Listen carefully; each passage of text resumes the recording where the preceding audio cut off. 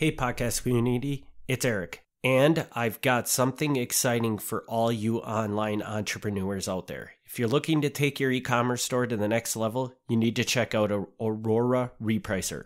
With Aura, you can effortlessly reprice your Amazon inventory automatically. Ready to elevate your Amazon business? Head over to krmpods.com/Aura to get started today.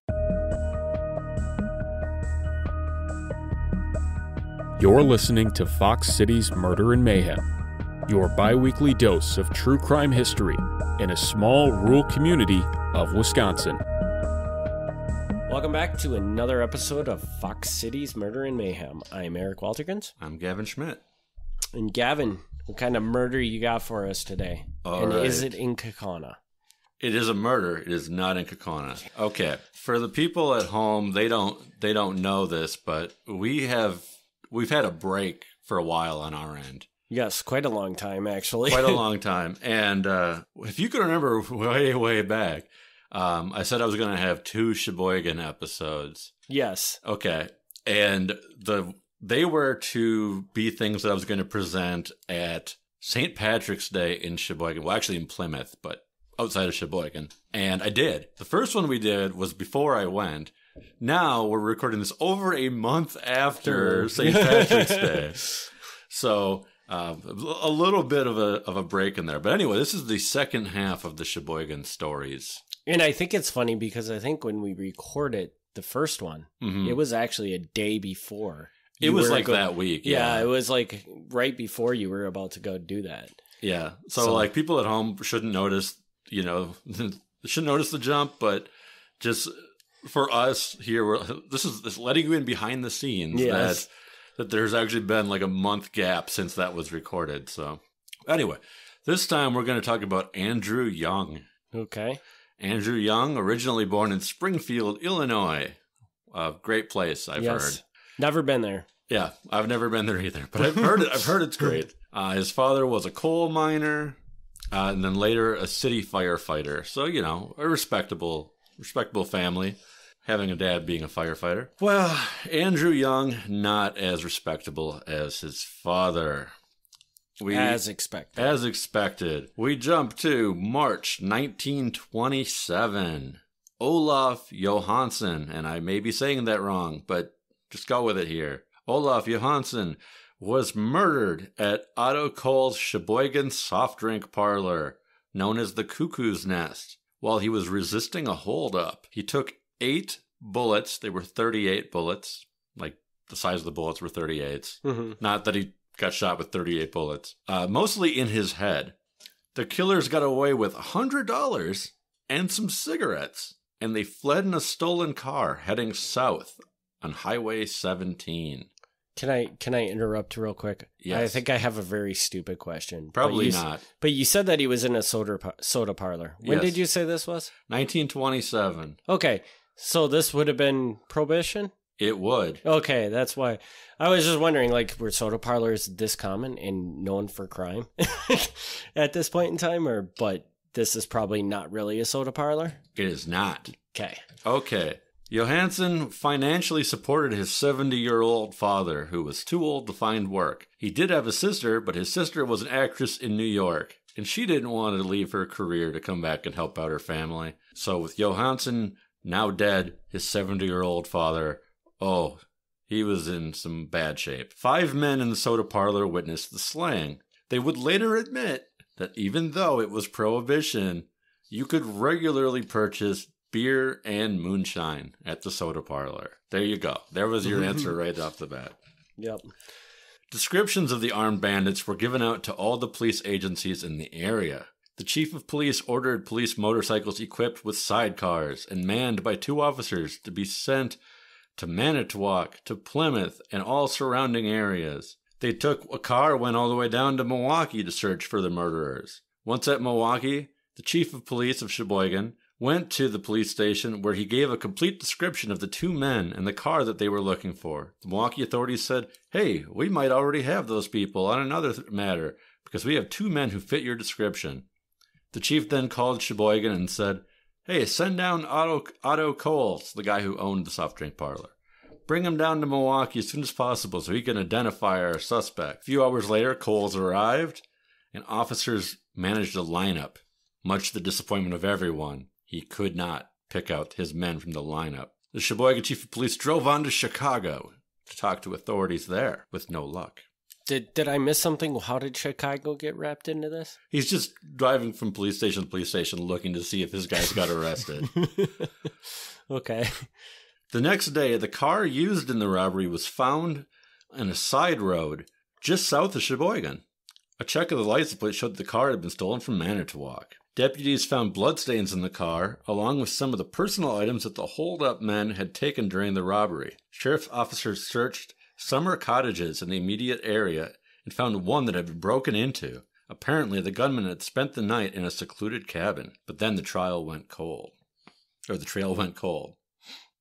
Manitowoc officers scoured their records looking for any known local criminals who might fit the description. A theory was developing that possibly the wanted men were from Manitowoc, since that's where they stole the car. A few days after the murder, which by now had received widespread media attention, a tip was received from a Manitowoc merchant. The merchant said that a customer had brought in a coat, and it was the same type of coat that was worn by Olaf Johansson. The merchant said that the coat had several dark stains on it, and that he assumed this might be dried blood.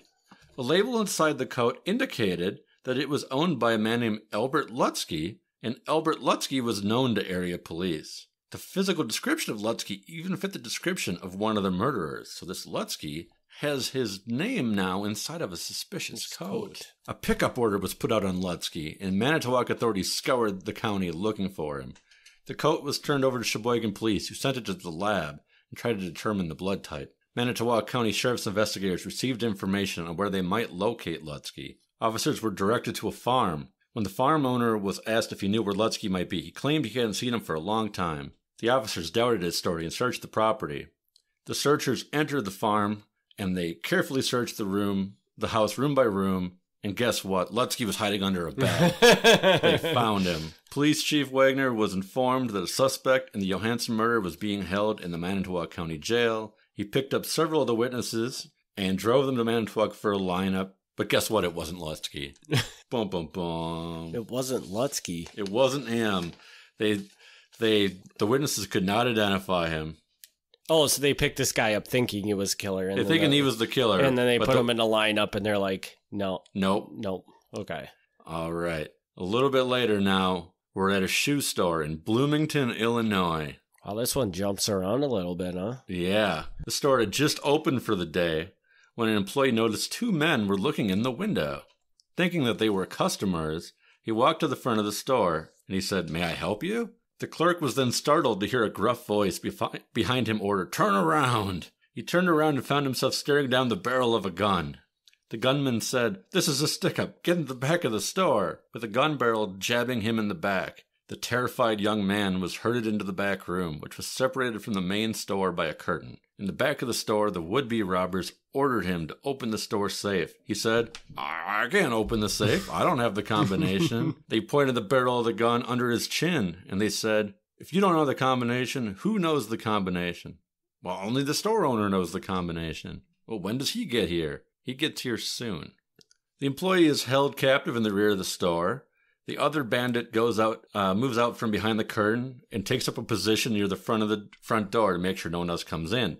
Before long, the store owner does arrive, only to have the gun thrust up against his head, and he's ordered to the back of the store. He opens the safe, and the thieves take $430 in cash. They force the men to lie down on the floor. One of the robbers stepped out of the back room and returned quickly with several pairs of silk stockings, which they used to tie up the captives. The gunman then fled out the front door and into a car that had been parked in front of the store with the motor running the whole time. I'm being very emotional in my storytelling today. As soon as the bandits left the shoe store, the owner and his clerk were able to free themselves from their silk stockings and called police. Witnesses pointed out to the officers the direction the robbers had fled only moments before and gave a description of the getaway car.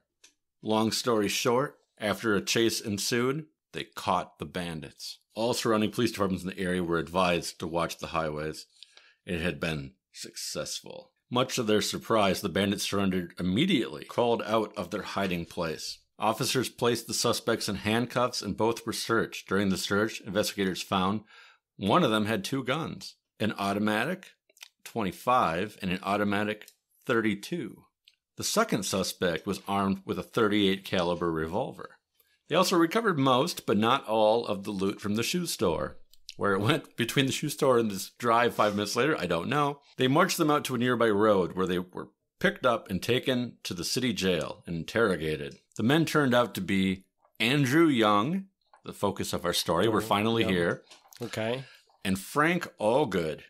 They were held in Bloomington, and word traveled to Sheboygan. Otto Coles, the soft drink parlor owner, was sent down again, and this time he actually identified the men as those who were in his soft drink parlor. Allgood even had a knife on him that was taken from one of the people who was in the soft drink parlor on that day. The Sheboygan chief of police wanted them to stand trial in Wisconsin, but the district attorney said no, they would first have to stand trial in Illinois for armed robbery.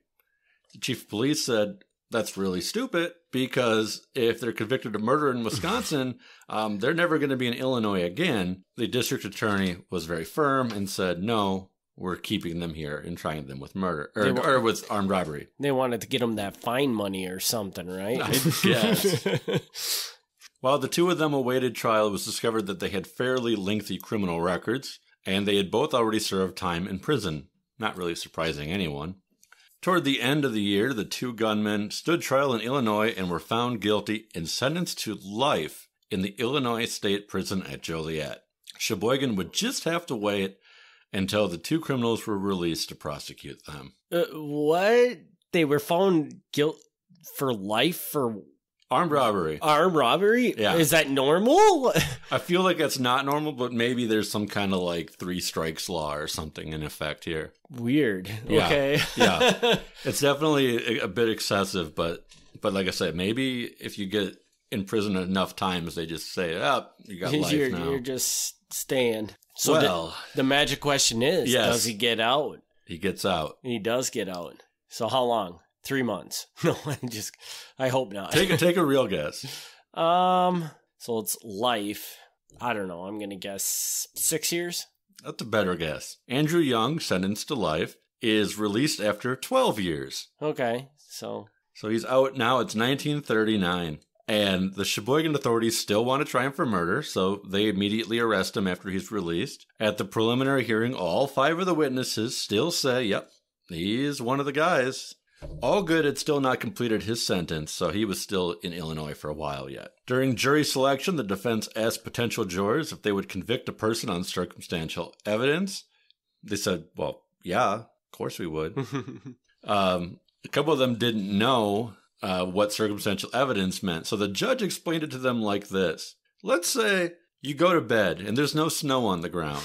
You wake up in the morning and there's snow on the ground. You didn't see it snowing. But do you think that it snowed last night? And the jurors are like, yeah, it probably snowed. He's like, that's what circumstantial evidence is. He goes, you don't have to actually see something to happen to know that it happened. But I don't know if that's the best explanation, but that's the way the judge did it. Okay. At trial, Young claimed that he had been out of state during the murder. His mother, his father, his brother, his fiancée, and his fiancée's sister all said he wasn't in Sheboygan at the time. He was in Springfield, Illinois. There's no way he did this murder. The fiancé said, in fact, this was actually the day that he proposed to me. He definitely wasn't in Sheboygan. The father was a respected man in Springfield. Like I said, he had been a firefighter. Andrew Young said he never wore an overcoat like the witnesses said that he was wearing, and he had never even fired a revolver in his life. He goes, that's not me. The defense attorney went to the Illinois State Prison and had taken a deposition from Frank Allgood. Frank Allgood actually admitted that he was guilty of shooting Olaf Johansson. So he admitted the murder. But he swore Andrew Young was not the person with him during the robbery. Weird. He said, the man with me was a criminal from Illinois known as Short Arm Louie. They looked at mugshots, and sure enough, Short Arm Louie did kind of look like Andrew Young. Frank Allgood said that he and Short Arm Louie had also robbed some other places, including a laundromat in Springfield. Unfortunately, Short Arm Louie couldn't testify because he was dead. Perhaps the best evidence from the state was testimony from a ballistics expert that the gun found on Andrew Young when he was arrested was the gun that fired the murder bullet. After 5 days of testimony, during which the defense claimed that Young was a victim of mistaken identity, the trial came to an end. The jury deliberated for 5 hours, and they came back with a verdict. What do you think the verdict was? I don't know. I'm going to go with guilty, but I could see it going the other way, too. He's got to turn the paper over. He doesn't even know what it is. I know what it is. I know what it is. He was found guilty. Okay. And he was again sentenced to life in prison. And he again gets out in 12 years. Allegedly, according to the newspapers, Andrew Young was the first person in the history of Sheboygan County to have been found guilty of first-degree murder. I find that extremely hard to believe in 1939 that nobody had been convicted of first-degree murder before, but that's what the papers said. What became of Frank Allgood? In July 1941, so this is 2 years after this trial, he was brought to Wisconsin for trial. He spoke to reporters and said the biggest change since he was in prison were the cars. He said, I can't believe the way the cars have changed since I got out of prison. Holy moly. He said, Joliet Prison is kind of like its own city. There's 4,000 people who live there. It's amazing. So he was just really excited about being in prison, it sounds like. Yeah. He goes, guess what? I met some cool people in there, including people you might know, Leopold and Loeb. And Leopold and Loeb were, I don't know if you know, but they were really, really famous criminals in the early 1900s because you were like these two teenagers who killed a young boy for the only reason was they thought they could get away with it. They thought they were so smart. We're going to kill this guy and see if we can get away with it, which they didn't. Well, that kind of disproves your theory. Yeah. But they got very famous off of it. Frank Allgood pleads guilty to the reduced charge of second-degree murder, and he was sentenced to 25 years in prison. He was paroled after serving 8 years. So he ends up only serving 8 years for a murder that he actually admits to. Did you say how long it took for the other guy to get out? No. Okay. I know I said 12 years, but I have no idea. So. Oh, no. He got out for 12 years for the armed robbery. Yeah. And then I said 12 years again, but I'm assuming that's not what it was. It's not 12 years the second time. Andrew Young is in prison. He maintains this whole time. He says, it wasn't me. He was short armed. It was the other guy. It was the guy with the short arm.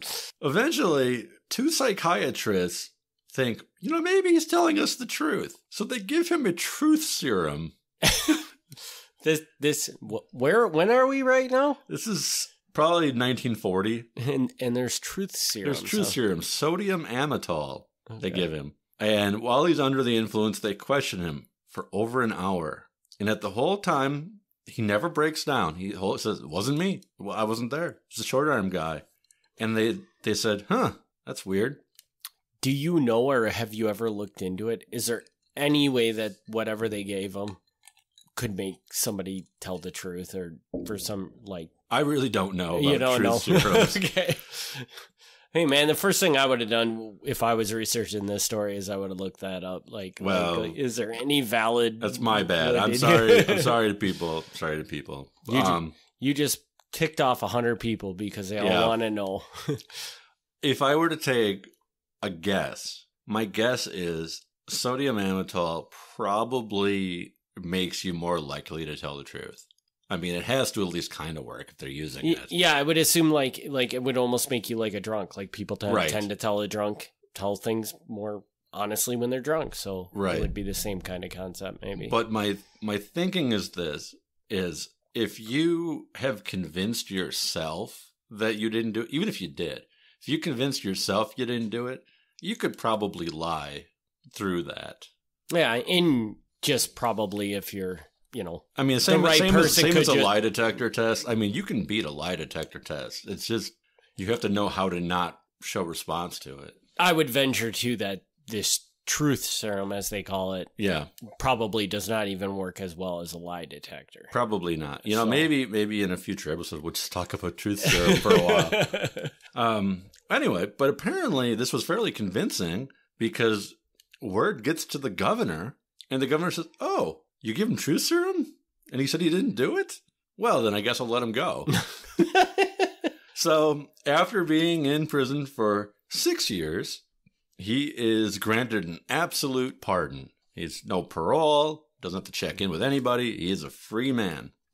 The story's not quite over. Okay. I'm hoping we're going to find out whether he really did it or not. We don't find that out. We don't find that out. A couple years later, he's released in 1946. By 1952, he had moved to an apartment in Milwaukee. And he comes to the media's attention again for something that we talked about on our other podcast. Really? Yes. So now he's getting involved with the mafia. Yes. Andrew Young was one of the guys who drove from Milwaukee to Reno, Nevada, and stole over $1 million in cash out of a guy's house. Really? Yes. Wow, that was a long episode ago. Yes, it was. Yes, it was. But he was caught in 1952 with a $1,000 bill on him back when such a thing existed. And everything started crumbling apart, and he was implicated, and he had to serve 5 years in Nevada State Prison. I'm not going to tell the whole story because you can listen to the other podcast. Yeah. Wow, that's crazy. Yeah. And that's awesome how you how you have made these tides. And, Yeah. you know, because for anybody that didn't listen to the last Mayhem episode, it also had a reference to Milwaukee Mafia too. Yes. Right? Yes. That was the right Mayhem episode, I'm thinking. Well, I don't know if it was the last, it was the other Sheboygan one. Yes. Yeah. So. And he is arrested one more time after getting out for the Reno, Nevada thing. This time he was caught in an attempted safe cracking of a supermarket in Brandon, Wisconsin, which is near Fond du Lac. I've never been there personally, but it's in the Fond du Lac area. Caught with him were a few other guys. One of them fled, but was found staying actually at Young's house in Milwaukee, so that didn't help him out. Supermarket owner walked in on the men as they were wiring up 12 detonator caps and 3 sticks of dynamite. The police speculated that the men were also connected to a dozen other supermarket safe crackings in the past 6 months in Milwaukee, Manitowoc, Neenah, Menasha, West Bend, Fond du Lac, Appleton, Beloit, and Sheboygan. So they've been blowing up safes with dynamite, allegedly, all over the state. It's amazing. They just never learn. They never learn. They never learn, but he might have learned this time because it doesn't seem like after he goes away to prison again, he causes much harm after that. But how old is he when he gets out, do you know? Great question. I mean, I don't know. He's a senior citizen. Okay. So, I mean, at that point in time, he's retired. Sure. Yes. Yeah, there you go. So. Oh, I'm too old for the safe cracking crap. Yeah. Like, that didn't seem to work out very well for me, so I'm just getting out of it. Mm-hmm. So, honestly, with this story, it is possible that he was not the guy there. It's possible he was not the guy. Because he is not a murderer. I mean, well, Right. There's no evidence of him ever doing murdery things again. So it is... Right. It's not out of the question that he might not have been the guy that was actually there. Yeah, and you know, and I don't know every single piece of evidence that came up at trial, but the primary piece of evidence was supposed to be that he had the gun in his possession and the gun matched the gun that shot the guy. But there's a really big loophole there, and that's that there was a period of time between the murder and the armed robbery, and the other guy, Frank Allgood, admitted that he was involved in the murder. So he could have given him the gun in Absolutely. theory. Yeah. Absolutely. If he was the one holding the gun in Sheboygan and then he hands it off to his robbery buddy later, I mean, him having the gun in his possession doesn't mean that he's the guy who pulled the trigger. And the other thing I find interesting about this story is that Frank Allgood admitted he committed the murder. Right. But then said, oh, but my friend, this Andrew Young, wasn't there. This other guy was there. Well, I mean, you could think, well, Andrew Young maybe did something to get him to say that somebody else was there. But why would he? Why would he? Yeah. Yeah, I mean, like, why is he like, oh, yeah, dude, I'll just go down for the murder and let you go free? It is weird. I mean, if he said, I didn't do it and he didn't do it, yeah, that's, maybe. That makes sense. But to be like, yeah, I totally did it, but he wasn't the guy. But he wasn't the other guy. It's a weird thing to say because as soon as he admits it, they're going to use that against him when he gets it. So he had to basically plead guilty when he got out. Yeah, and why would you just say, well, yeah, I did it, but then say, oh, but I'm going to help my friend get away with it. Yeah, I don't know. I don't know. I mean, I guess it's not out of the realm of possibility that he did that, but it seems weird to me. Is it possible he shot the guy and he was better than the truth serum? Absolutely. But yeah, I think there's enough wiggle room here where I would, based on what I know, and like I said, there's lots of pieces that came up in trial that I don't know about. But based on what I do know, there's enough wiggle room where I would not feel confident that he was the guy. And I would agree 100% with that. All right. Well, I guess that will wrap this one up. Yeah. As usual, if you enjoy this podcast, please leave us a review on your favorite podcast player. And we will be back in 2 weeks with another episode. Yeah, maybe on truth serums. Yeah, maybe on truth serums. Thanks, everybody, again. We'll see you in 2 weeks. All right. Thanks for tuning in to Fox City's Murder and Mayhem. Join us in 2 weeks for another exciting episode of Murder and Mayhem.